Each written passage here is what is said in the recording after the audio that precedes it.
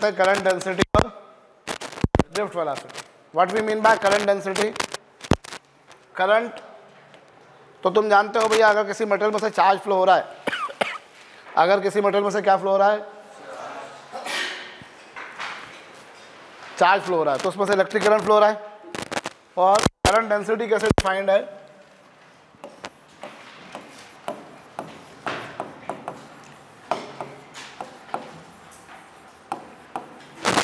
Current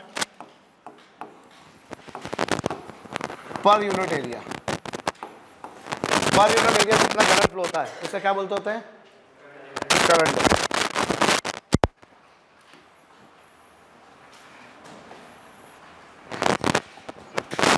ये है, इसका क्रॉस सेक्शन एरिया कितना है, इसमें से करंट कितना? आई। करंट डेंसिटी जिसे जे से रिप्रेजेंट करते हैं, ये क्या होता है? मान लो इसका क्रॉस सेक्शन कितना कंडक्टर का? ए है। कंडक्टर का क्रॉस सेक्शन ए है, इसमें से करंट, तो करंट डेंसिटी क्या होगी? क्या बनती है? लिख लीजिए।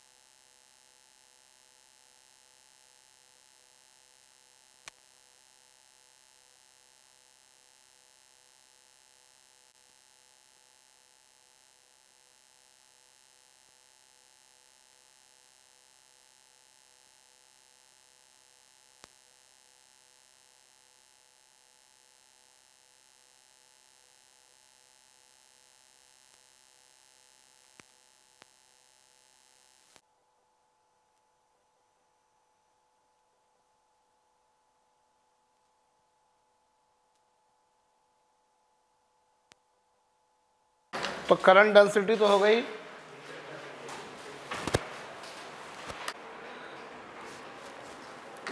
चलिए, तो ये कौन सी क्वांटिटी है? वेक्टर। डायरेक्शन क्या है? वो वही डायरेक्शन है जो इलेक्ट्रिक फील्ड की डायरेक्शन थी। ठीक है, चलिए, ये तो हो गई बात करंट डेंसिटी की। अभी सुनना मेरी बात। देखो, ये कोई भी तुम्हारे पास में कंडक्टर है, लिसन, ये कोई भी कंडक्टर है, इसमें जो फ्री इलेक्ट्रॉन्स होंगे, क्या होंगे? जो इसमें फ्री इलेक्ट्रॉन्स जो होंगे इसके अंदर जितने भी, ये फ्री इलेक्ट्रॉन्स क्या करते हैं बेटा? ये फ्री इलेक्ट्रॉन्स जो होते हैं ना, ये रैंडम मोशन में होते हैं। कोई एक इलेक्ट्रॉन इधर जा रहा है, तो कोई एक इधर जा रहा है, तो कोई इधर जा रहा है, तो कोई इधर जा रहा है, तो कोई इधर जा रहा है, तो कोई इधर जा रहा है। सो ये रैंडम मोशन में होते हैं इलेक्ट्रॉन्स। कैसे मोशन में होते हैं? तो ऑन एन एवरेज अगर इन इलेक्ट्रॉन्स की वेलोसिटी देखी जाए कितनी होती है, तो इन इलेक्ट्रॉन्स की वेलोसिटी कितनी होती है? √3 kT/m। हम लोगों ने काइनेटिक थ्योरी गैसेस में पढ़ा था, तो वो हमने गैसेस के लिए पढ़ा था, but that formula holds good for the movement of electrons as well. तो ये कौन सी वेलोसिटी है? जो उनके पास टेम्परेचर के कारण है। किसके कारण है? टेम्परेचर के कारण। कितनी आएगी? ये 3 K की वैल्यू 1.38 × 10⁻⁻23 बोल्ट्जमैन कांस्टेंट होता है। टेम्परेचर 25 डिग्री सेल्सियस, यानी 298 केल्विन। और m क्या? मास ऑफ गैस मॉलिक्यूल था, तो यहाँ पर मास ऑफ इलेक्ट्रॉन हो जाएगा। कुछ समझ में आया मैंने क्या करा? कंडक्टर जहाँ भी, जैसे कोई कंडक्टर है यहाँ पड़ा हुआ है, ये पड़ा हुआ है, तो इसके इलेक्ट्रॉन्स शांति से नहीं बैठने वाले, क्या करेंगे, वो मूव करते रहेंगे, एक इधर जाएगा तो एक इधर, एक ऊपर तो एक नीचे, एक इधर तो एक इधर, एक इधर तो एक इधर, and they will be continuously moving. तो ऑन एन एवरेज उनकी वेलोसिटी कितनी आएगी, under the root of 3 kT upon small m. आपको याद हो फार्मूला था under the root 3 RT upon m o, under the root 3 P upon rho, या फिर ये हमने वो फार्मूला गैस मॉलिक्यूल्स के लिए डिराइव किया था, लेकिन यहाँ पर ये इलेक्ट्रॉन्स के लिए भी एप्लीकेबल होगा। के क्या है, बोल्ट्जमैन कांस्टेंट, जिसकी वैल्यू होती है इतनी। टी टेम्परेचर कितना, मान लो यहाँ का टेम्परेचर 25 डिग्री सेल्सियस है, मतलब 298 केल्विन है, और एम क्या, मास ऑफ इलेक्ट्रॉन जो कि इतना है। इसको सिंप्लीफाई करोगे तो इलेक्ट्रॉन की वेलोसिटी कितनी आएगी, कितनी आएगी, 10 की पावर 5, 1,00,000 किलोमीटर पर सेकंड। समझ में आ रही है बात, कितनी आ रही है, 10 की पावर 5 मीटर पर सेकंड। किसके कारण है ये वेलोसिटी, टेम्परेचर के कारण, ठीक है। तो इन्हें हम बोल सकते हैं velocity of thermal electrons, velocity of, देख लो,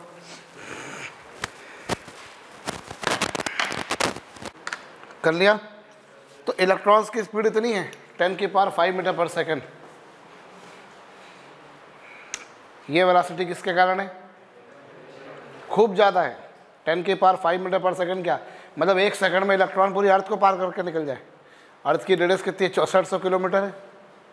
अर्थ की रेडियस 6400 किलोमीटर है, मतलब उतना तो नहीं होगा खैर, अगर उसको मीटर में चेंज करेंगे तो कितना होगा, 6400, तो that would be 64 lakh metre ना, 64 लाख मीटर हो जाएगा। उतना तो नहीं होगा, बट फिर भी काफ़ी ज़्यादा है। 10 की पावर 5 मीटर पर सेकंड मतलब क्या, काफ़ी बड़ी डिस्टेंस हो गई। 100 किलोमीटर पर सेकंड, एक सेकंड में कितना चल जाएगा, मतलब यहाँ से इलेक्ट्रॉन को छोड़ेंगे 2 सेकंड में भोपाल पहुँच जाएगा। 2 सेकंड में कहाँ पहुँच जाएगा, भोपाल। 155 किलोमीटर देवास से मात्र, तो और भी है ना। और वो तो अपन बाय रोड जाते हैं, हवा में जाएंगे तो और जल्दी पहुँच जाएंगे, ठीक है। तो इतनी ज़्यादा स्पीड होती है, स्पीड तो खूब ज़्यादा है, पर मसला की बात यह कि ये स्पीड किसी काम की नहीं है, कि बिल्कुल दिशाहीन है। क्यों, क्योंकि इधर गया इलेक्ट्रॉन तो इधर भी तो गया, ऊपर गया उधर गया, तो ऑन ये देखा जाए तो ये आरएमएस वेलोसिटी है। अगर इसके बेसिस पर एवरेज वेलोसिटी निकाली जाए तो एवरेज वेलोसिटी कितनी आती है, 0 आएगी। वो तो 0 आएगी वो, क्योंकि इधर वाले को इधर वाली वेलोसिटी ने कैंसिल कर दिया, इधर वाली को इधर वाली ने, इधर वाली को इधर वाली ने, इधर वाली को इधर वाली ने, एंड सो ऑन। तो एवरेज वेलोसिटी कितनी आएगी। तो इलेक्ट्रॉनों की वेलोसिटी तो खूब ज़्यादा है, बट ये किसी काम की नहीं है, इट इज़ यूजलेस, ठीक है, ये किसी काम की नहीं है। अब हुआ ये कि जब मैंने क्या करा, इस कंडक्टर के दोनों एंड्स पर, इस कंडक्टर के दोनों एंड्स पर जब मैंने क्या लगा दिया, इस कंडक्टर के दोनों एंड्स पर मैंने सेल या बैटरी लगा दी। अभी तक क्या था, कंडक्टर पे मैंने बैटरी नहीं लगाई थी। इलेक्ट्रॉन जब मूव कर रहे थे वो टेम्परेचर के कारण कर रहे थे, थर्मल एनर्जी के कारण कर रहे थे। सुनाई नहीं दिया मुझको, वो टेम्परेचर के कारण मूव कर रहे थे। अब मैं क्या करता हूँ, सेल या बैटरी लगाता हूँ, तो वो जो इलेक्ट्रॉन पहले दिशाहीन थे, किधर जा रहा था, किधर जा रहा था, ऊपर नीचे ऐसे जा रहे थे। अब क्या होगा मालूम है, अब सारे इलेक्ट्रॉन्स इधर जाएंगे, सारे इलेक्ट्रॉन्स इधर जाएंगे। सारे इलेक्ट्रॉन जो है वो एक ही डायरेक्शन में मूव करना शुरू कर देंगे। अर्लियर कैसे मूव कर रहे थे, वो रैंडमली मूव कर रहे थे, लेकिन अब सारे के सारे क्या हो गए, और जो एक ही डायरेक्शन में जिस स्पीड से चल रहे हैं वो, उस स्पीड को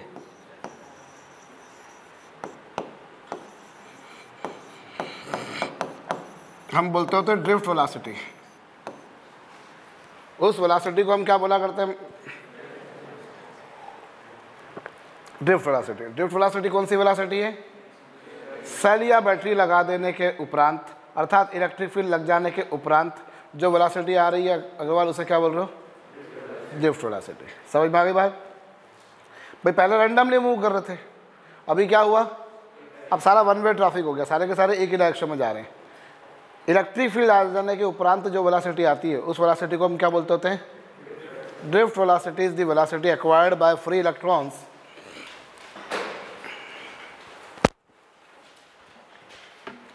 drift velocity is the velocity acquired by free electrons in presence of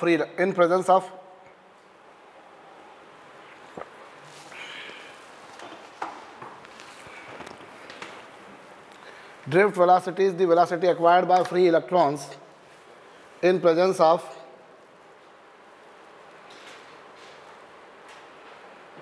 external electric field. Drift velocity is the velocity acquired by free electrons in presence of external electric field. Drift velocity is the velocity acquired by free electrons in presence of external electric field.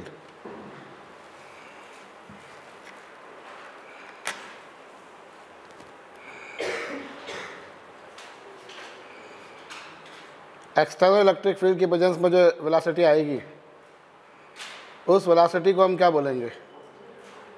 Drift velocity.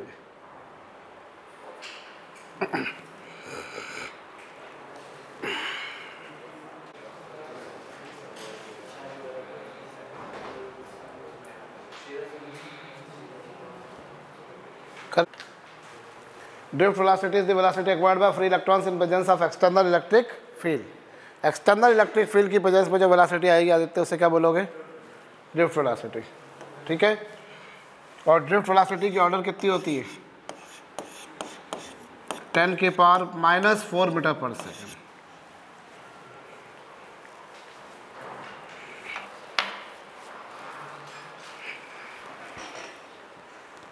आप देखो, जब cell या battery नहीं लगाई थी, तब electron बहुत तेजी से मूव कर रहे थे। कितनी वेलोसिटी थी?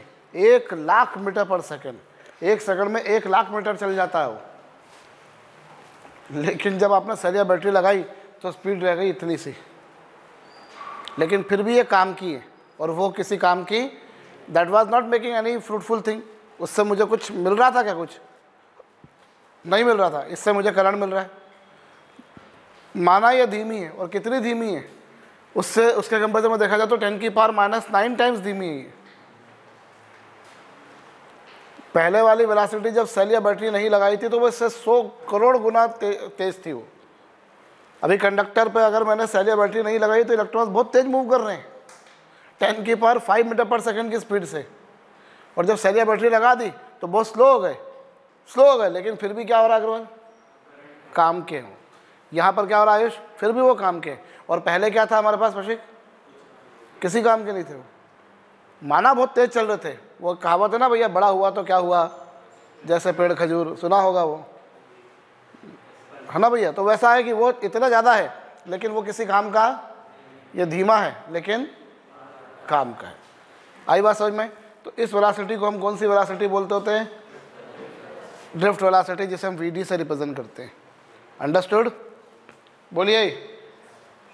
तो ड्रिफ्ट वेलोसिटी क्या है, उसकी ऑर्डर क्या होती है, उस पर प्रश्न बन जाते हैं। ठीक है, और करंट डेंसिटी के बारे में तुम लोग पहले ही पढ़ चुके। अब हम क्या करेंगे, इन दोनों के बीच में रिलेशन एस्टेब्लिश करेंगे।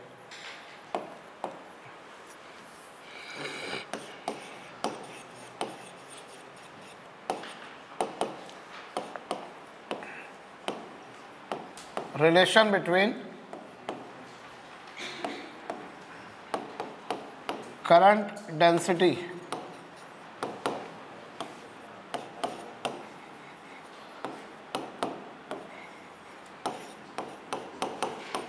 एंड ड्रिफ्ट वेलोसिटी, इन दोनों में रिलेशन देख रहे हैं हम लोग। ठीक है, सुनो, यहाँ पर मैं कुछ चीज़ें मान के चल रहा हूँ। मैं मान के चल रहा हूँ, सबसे पहली बात, मैंने क्या सपोज कर लिया? करंट की वैल्यू मैंने कितनी सपोज कर ली? सॉरी यार, शिट। करंट की वैल्यू कितनी सपोज कर ली मैंने करंट मान लिया I, माना क्रॉस सेक्शनल एरिया, अनुप्रस्थ काट का क्षेत्रफल, वो मैंने कितना सपोज कर लिया? करंट I है, क्रॉस सेक्शनल एरिया कितना? A मान लिया। ठीक है,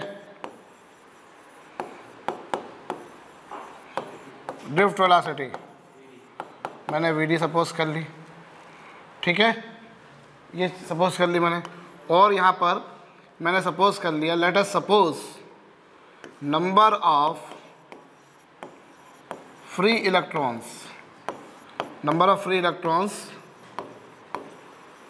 पर unit volume, number of free electrons per unit volume मैंने मान लिए n। पर यूनिट वॉल्यूम मैंने कितने फ्री इलेक्ट्रॉन्स मान लिए? देखो फ्री इलेक्ट्रॉन्स क्या होते हैं? फ्री इलेक्ट्रॉन्स वो होते हैं जो करंट को फ्लो कराते हैं। आपने कल देखा था चार्ज कैरियर। चार्ज कैरियर कौन? जिनके कारण करंट फ्लो होता है, बोलो ना। तो कौन होता है कंडक्टर्स में? वो फ्री इलेक्ट्रॉन्स होते हैं। कंडक्टर्स में चार्ज कैरियर कौन होते हैं?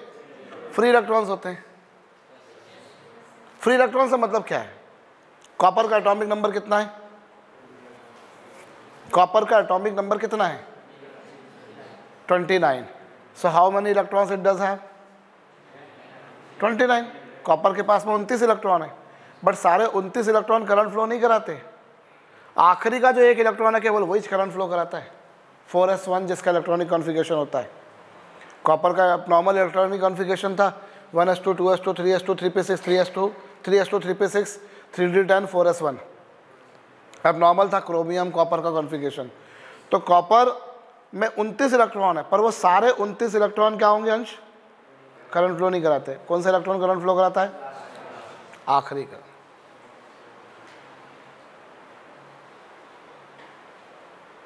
आखिरी का एक इलेक्ट्रॉन करंट फ्लो कराता है।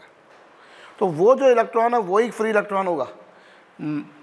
उसके पास 29 इलेक्ट्रॉन है, पर वो सभी 29 इलेक्ट्रॉन करंट के फ्लो के लिए रिस्पॉन्सिबल, केवल वो एक इलेक्ट्रॉन जो है वही करंट के फ्लो के लिए रिस्पॉन्सिबल है।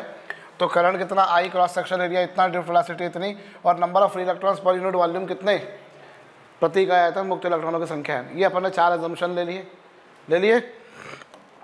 अब मैं क्या करता हूँ, सुनना। यहाँ पर मैं यहाँ पर ऐसा एक ये कंडक्टर लिया मैंने, ठीक है, ऐसा मैंने कंडक्टर ले लिया। इसमें ये इलेक्ट्रॉन्स हैं, ठीक है। इसका क्रॉस सेक्शन एरिया कितना? और माना कि ये जो अपन ने इसका पार्ट लिया कंडक्टर का, इसकी लेंथ कितनी ली अपन ने? dx, ठीक है। तो इस पार्ट में कितने फ्री इलेक्ट्रॉन्स होंगे? Number of free electrons in this segment. इस सेगमेंट में कितने फ्री इलेक्ट्रॉन्स होंगे? यूनिट वॉल्यूम में कितने हैं? इसका वॉल्यूम कितना है? इसका वॉल्यूम कितना है? AdX। AdX है कि नहीं? वॉल्यूम होता है area into length. Unit volume में कितने फ्री इलेक्ट्रॉन्स है शिवम? यूनिट वॉल्यूम में कितने फ्री इलेक्ट्रॉन्स हैं? तो इतने में कितने होंगे?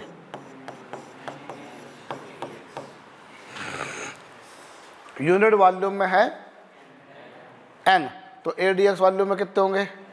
जो है NAdX। Number of free electrons इतने होंगे, बोलो। तो अब इस बेसिस पर charge carried by free electrons in this segment, कितना चार्ज आ जाएगा? एक इलेक्ट्रॉन का चार्ज होता है E। एक इलेक्ट्रॉन पर चार्ज कितना होता है? तो इतने पर चार्ज कितना आ जाएगा? इतना चार्ज आ जाएगा, आएगा। ये जो चार्ज आएगा इसको मैंने क्या लिख दिया? dq। तो यहाँ करंट क्या होगा? करंट होगा dq अपॉन dt। कितना हो जाएगा? NAE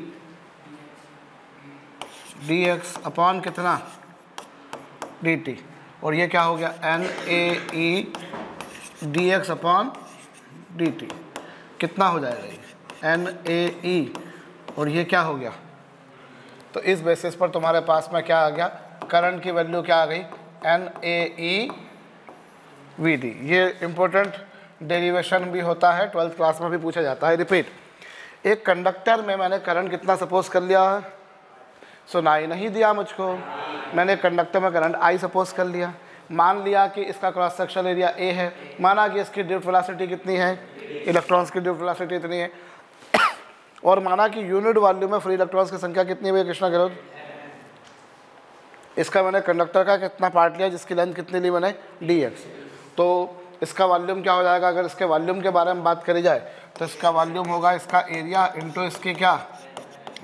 यूनिट वॉल्यूम में फ्री इलेक्ट्रॉन्स है n, तो इतने वॉल्यूम में कितने होंगे?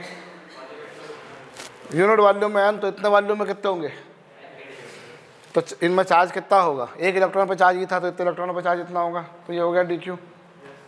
तो करंट क्या होगा, charge flowing per unit area. मान लो इलेक्ट्रॉन को यहाँ से यहाँ तक आने में dt टाइम लगा, and electron takes how much time in moving from this time to this end to this end dt, तो करंट ये हो जाएगा।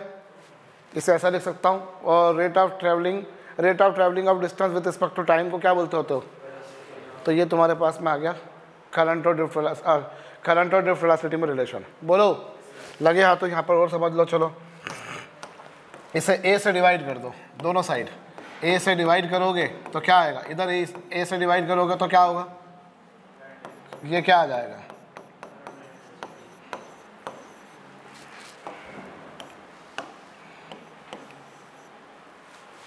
बोलिए, कर लिया। तो यहाँ हमने क्या देखा, ये देखो तुम्हारी, मेरी बात सुनो, यहाँ तुम्हारे पास में क्या आ रहा है, इस बेसिस पर आया कि जो करंट डेंसिटी है,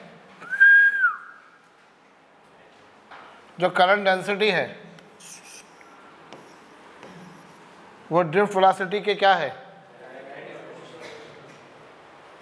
डायरेक्टली प्रोपोर्शनल है या नहीं है। These two are directly related to each other, कहिए, ठीक है। मतलब जहाँ ड्रिफ्ट वेलोसिटी ज़्यादा होगी वहाँ पर करंट डेंसिटी भी क्या होगी, जहाँ ड्रिफ्ट वेलोसिटी कम होगी वहाँ करंट डेंसिटी भी, दोनों क्या होंगे, जहाँ एक कम दूसरा कम, जहाँ एक ज़्यादा दूसरा ज़्यादा। बोलिए, कर लीजिएगा, इसको लिख लीजिएगा। अब इसी बेसिस पर समझना, तुम्हारे पास में नॉन यूनिफॉर्म क्रॉस सेक्शन का एक कंडक्टर है, you have a conductor of non uniform cross sectional area. तुम्हारे पास में नॉन यूनिफॉर्म क्रॉस सेक्शन का क्या है, एक कंडक्टर। बोलो, ये तुम देख रहे हो, है ना। अब इसके बाद 3 सेगमेंट्स देता हूँ। इधर मैंने एरिया A1 लिया, ऐसे ही बीच में यहाँ पर कोई एक एरिया A2 ले लिया, और यहाँ पर एरिया A3 ले लिया। सुनना ज़रा ध्यान से, तुमने नॉन यूनिफॉर्म क्रॉस सेक्शन का कंडक्टर लिया है। कंडक्टर का क्रॉस सेक्शन एरिया हर जगह पर एक जैसा नहीं, देख रहे हो। अब इसमें क्या होगा बेटा, हर जगह जो करंट होगा ना, करंट हर जगह सेम रहेगा।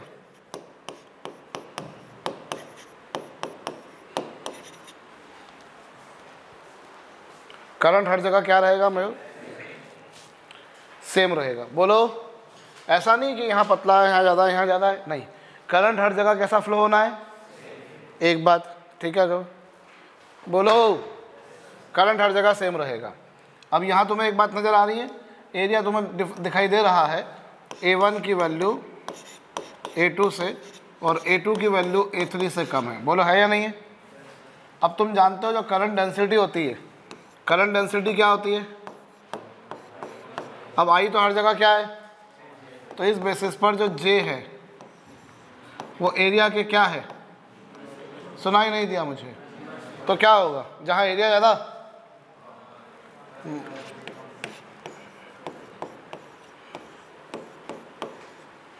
जहाँ एरिया ज़्यादा होगा वहाँ करंट डेंसिटी कम होगी, और जहाँ एरिया कम होगा वहाँ करंट डेंसिटी।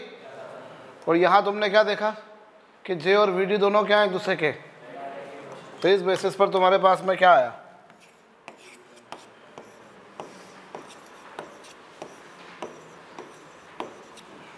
VD1 की वैल्यू VD2 से और VD2 की वैल्यू VD3 से ज़्यादा होगी। बोलो, समझ में आया, नहीं आया समझ में। तो करंट तो हर जगह क्या रहेगा, भले ही वो नॉन यूनिफॉर्म क्रॉस सेक्शन का है, हर जगह जो करंट रहेगा सुशोभित, वो क्या रहेगा, करंट हर जगह सेम रहेगा। जहाँ एरिया ज़्यादा वहाँ करंट डेंसिटी कम, जहाँ एरिया ज़्यादा वहाँ करंट डेंसिटी कम, और जहाँ करंट डेंसिटी कम वहाँ ड्रिफ्ट वेलोसिटी भी क्या,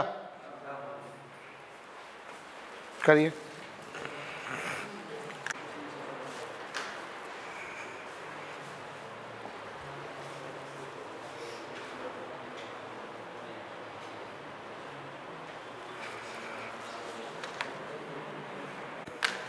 ये हुआ कॉपर वायर जिसकी लेंथ कितनी है, एक कॉपर वायर जिसकी लेंथ कितनी है, एक कॉपर वायर और इसके साथ में कौन है, एक स्टील वायर,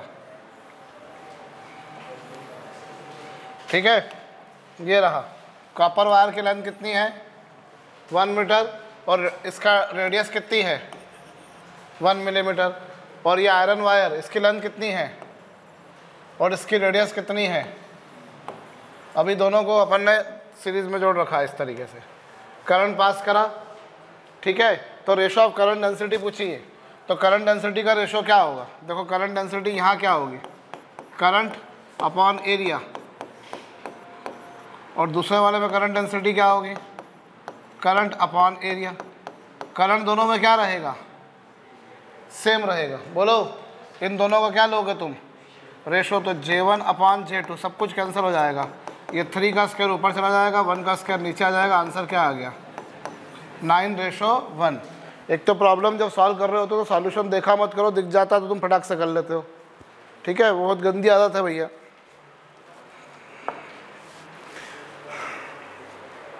समझ में आई बात या नहीं आई। दोनों सीरीज में जोड़ी हैं तो दोनों में करंट जो रहेगा वो क्या रहेगा ऋषभ, क्या बोले, थोड़ा दिमाग लगाओ भैया, 3 बार के बाद उत्तर बोल रहे हो तुम। क्योंकि दोनों सीरीज में से दोनों में करंट क्या रहने वाला है, सेम रहने वाला है।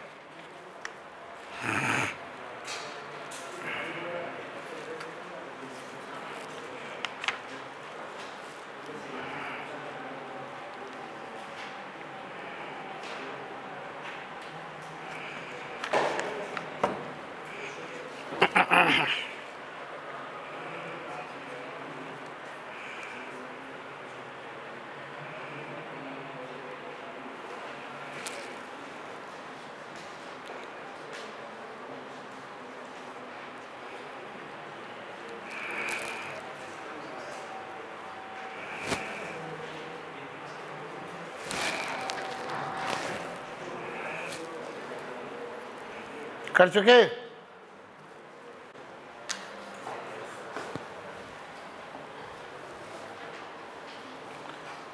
यहाँ ये तो फार्मूला बेस्ड क्वेश्चन दिख रहा है मेरे को।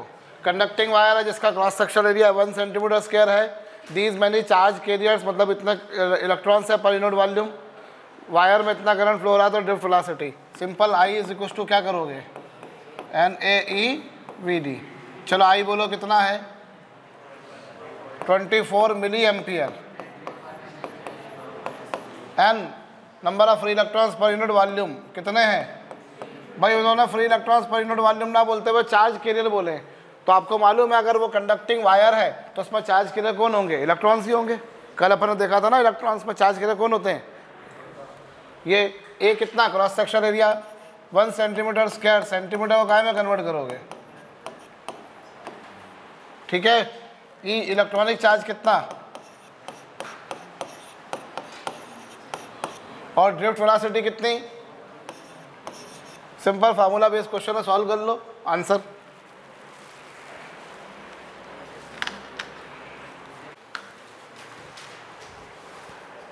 जी a wire has non uniform cross section area shown figure, steady current pass करा जा रहा है which of drift velocity of electron is constant. क्या ये सही है, हर जगह पे ड्रिफ्ट वेलोसिटी सेम रहेगी क्या। Drift velocity increases on moving from A to B, A से बी तक बढ़ेगी क्या। एरिया कम करते हो तो स्पीड बढ़ जाती है, इस तरह समझो ना, वो पाइप का मुंह पतला कर देते हो। तो अभी बहुत पाइप से पानी बहाया तुमने 2 दिन पहले भैया, ठीक है। तो जैसे ही पाइप का मुंह पतला कर देते स्पीड क्या जाती है, बढ़ जाती है ना। Drift velocity decreases on moving from A to b, drift speed varies randomly. समझ गए, नहीं समझ में आया। चलो वायर है इतना इतना, in a wire of circular cross section with radius r, free electrons travel with drift velocity v. When a current I flows through the wire, what is the current in the another wire of half the radius and of same material. Material दोनों बार क्या है same है, वो सब material लिखा है, material same है दोनों बार। अब मटेरियल दोनों बार सेम है ना, तो इसलिए number of free electrons per unit volume दोनों बार क्या रहेंगे, number of free electrons per unit volume जो होते हैं वो मटेरियल पर डिपेंड करते हैं। मटेरियल चेंज कर दोगे तो उसकी संख्या में चेंज हो जाएगा। जो मटेरियल जितना अच्छा कंडक्टर होगा उसके लिए एन की वैल्यू उतनी ज़्यादा होगी। एन क्या है, number of free electrons per unit volume. Material जितना अच्छा होगा उसके लिए एन की वैल्यू क्या होगी, उतनी ज़्यादा होगी। एनीवेज, अब क्रॉस सेक्शन एरिया आर था, ड्रिफ्ट वेलोसिटी इतनी थी, करंट आई फ्लो हो रहा था, तो I is equal to N, I is equal to N A E. Wire of cross section area, radius R है, एरिया कितना, ये एरिया हो गया ई, और ड्रिफ्ट वेलोसिटी वी है। यही बोला क्वेश्चन में, सुनाई नहीं दिया मेरे को। और दूसरी बार तुमने क्या करा, अभी दूसरी बार करंट तुमसे पूछा है, सेम मटेरियल इसलिए एन सेम रहेगा, रेडियस कितनी,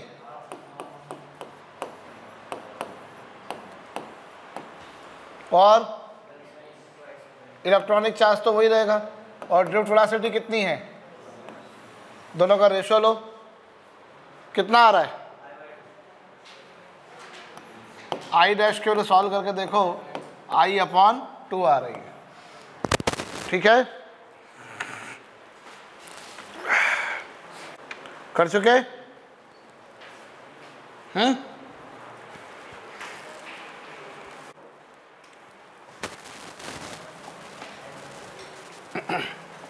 ये वाला हुआ, क्या बोला, current flowing free electrons travelling with drift velocity we.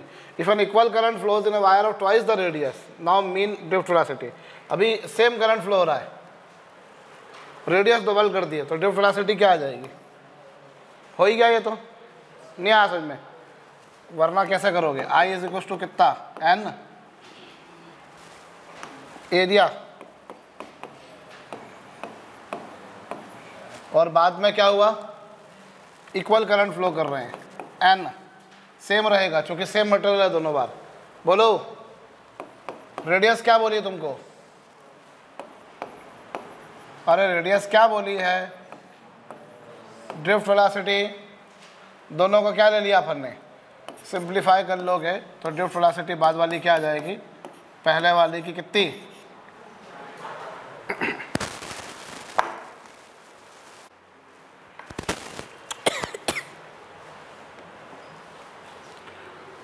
ये वाला हो गया। दो वायर्स है जिनकी रेडियस का रेशो कितना है, 1:2, और जिनमें करंट का रेशो है ये। अब पहले वाले में करंट है I, तो कितना होगा, N, एरिया, इसकी रेडियस ये है E, और पहले वाले में ड्रिफ्ट वेलोसिटी है। दूसरे वाले में करंट कितना, पहले वाले में 4I, दूसरे वाले में I। दोनों बार मटेरियल सेम है इसलिए N सेम रहेगा। नहीं आ समझ में, रेडियस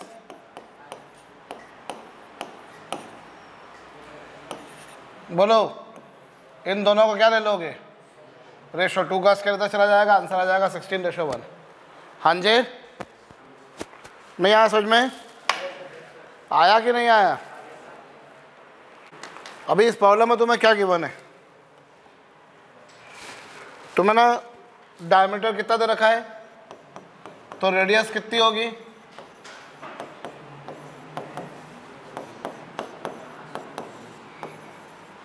ये रेडियस दे रखी है, अच्छा करंट कितना दे रखा है तुम्हारे को, करंट 1.1 एम्पियर है। सुनाई नहीं दिया मुझको। अभी कॉपर की डेंसिटी कितनी है, कॉपर की जो डेंसिटी है वो है 9 ग्राम पर सेंटीमीटर क्यूब। इसका मतलब क्या हुआ, इसका मतलब ये हुआ कि 1 सेंटीमीटर क्यूब कॉपर का मास कितना है, 1 सेंटीमीटर क्यूब का मास कितना है, 9 ग्राम। अब इस 9 ग्राम कॉपर में कितने इलेक्ट्रॉन्स है वो निकाल लूँ। 1 यूनिट वॉल्यूम में तुम्हें नंबर ऑफ इलेक्ट्रॉन्स चाहिए, तुम्हें किस में इलेक्ट्रॉन्स चाहिए, यूनिट वॉल्यूम में। बोलो ना, तो 1 सेंटीमीटर क्यूब का इतना है, तो 1 मीटर क्यूब में क्या होगा, 1 मीटर क्यूब में कितना मास होगा, 1 मीटर क्यूब, इसमें कितना करना पड़ेगा, 10⁶ करना। क्यों, ये लो, चलो 1 सेंटीमीटर मतलब कितना,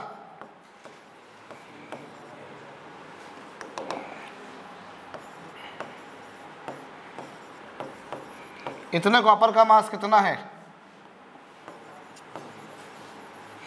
इतने कॉपर का मास इतना है, मतलब 10⁻⁻⁶ मीटर क्यूब कॉपर का मास कितना है, इतना। तो 1 centimetre cube, sorry 1 metre cube copper का मास कितना होगा, 9/10⁻⁻⁶, यानी कितना,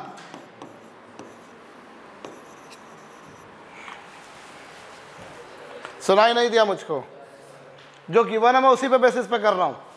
भाई आर तुम्हें दे रखा है, रेडियस दे रखी है, करंट दे रखा है, डेंसिटी इतनी, इसका मतलब क्या हुआ कि 1 सेंटीमीटर क्यूब कॉपर का मास कितना है, तो इतना सेंटीमीटर को मीटर में कन्वर्ट किया, और क्यूब था इसलिए क्यूब किया, मतलब इतने क्यूब, इतने सेंटीमीटर क्यूब का मास 9 ग्राम है, तो 1 मीटर क्यूब का मास कितना होगा। क्या यहाँ तक समझ में आ गया अंश, इतना मास आ गया, इतना मास आ गया। अब इतने मास में कितने फ्री इलेक्ट्रॉन्स होंगे वो निकालता हूँ। तो नंबर ऑफ मोल्स का फार्मूला होता है मास अपॉन मोलर मास, या इसका फार्मूला होता है number of atoms upon Avogadro number. बोलो होता है या नहीं, सुनाई नहीं देता मेरे को। नंबर ऑफ मोल्स का फार्मूला ये है कि नहीं है। चलो मास कितना, 1 मीटर क्यूब का मास इतना है, तुम्हारा सिर इतना है, हाँ तो ऐसा करते हो, गधे बन के बैठे हो, इतना मास है। मोलर मास कितना कॉपर का, 63.5 है। एटॉमिक मास कितना दे रखा है, 63 दे रखा है, 63.5 नहीं है। चलो यह 63 कर दिया। नंबर ऑफ एटम्स अपॉन क्या,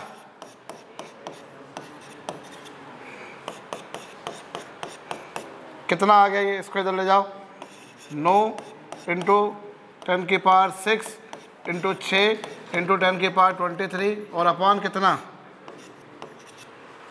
तो इतने एटम्स आ गए, इतने एटम्स आ गए। ये एटम्स कितने वॉल्यूम में आए, 1 मीटर क्यूब वॉल्यूम में इतने एटम्स आए, और हर एटम कितने इलेक्ट्रॉन्स हैं, हर कॉपर के एटम में 1 फ्री इलेक्ट्रॉन दे रखा है, तो इतने एटम्स में कितने फ्री इलेक्ट्रॉन्स होंगे, इतने ही इलेक्ट्रॉन्स होंगे। और यूनिट वॉल्यूम में जितने फ्री इलेक्ट्रॉन्स होते हैं उसको अपन काय से रिप्रेजेंट करते हैं, एन से। डोंट गेट कंफ्यूज, ये एन क्या है और ये एन क्या है, जो तुम्हारे उस फार्मूले में आया था number of electrons per unit volume. समझ में आया कि नहीं। So this is, you have calculated number of electrons per unit volume तुम्हारे पास आ गए, एरिया तुम्हारे पास है, इलेक्ट्रॉनिक चार्ज तुम्हारे पास है, तो क्या ड्रिफ्ट वेलोसिटी नहीं निकाल सकते। क्या करा मैंने, पूरा प्रॉब्लम मैंने यूनिटरी मेथड से करा। मैं पूरा मोल कॉन्सेप्ट यूनिटरी मेथड से निपटाता हूँ, पूरा मोल कॉन्सेप्ट यूनिटरी मेथड से करता हूँ। जो 5वीं क्लास में मैंने गणित पढ़ा था, 6ठी क्लास में जो गणित पढ़ा था वो गणित से काम करता हूँ मैं केवल। मैं मोल कॉन्सेप्ट की प्रॉब्लम को फार्मूले से कभी करता ही नहीं हूँ। रेडियस तुम्हारे को दे रखी है, करंट तुमको दे रखा है, डेंसिटी तुमको दे रखी है, तुमको ड्रिफ्ट वेलोसिटी पूछी है। अब मैं फार्मूला देखूँ तो I = NaEVD। I नोन है, A नोन है, E नोन है, VD अननोन है। फाइंड आउट करना है N क्या है, number of free electrons per unit volume.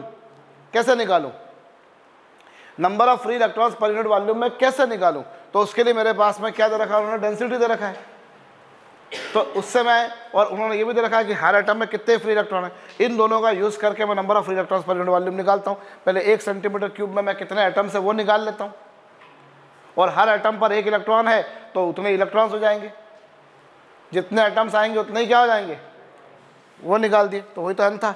अब फार्मूला लगाना है, समझे या नहीं। अब फार्मूला कैसे क्या लगाओगे, क्या करोगे, I = क्या, NaEVD। अब मुझे बताओ I तुमको नोन है कि नहीं है, गिवन है। N कहाँ से आया, ये आ गया। A क्रॉस सेक्शन एरिया से, E तुम्हारे पास क्या आ जाएगी,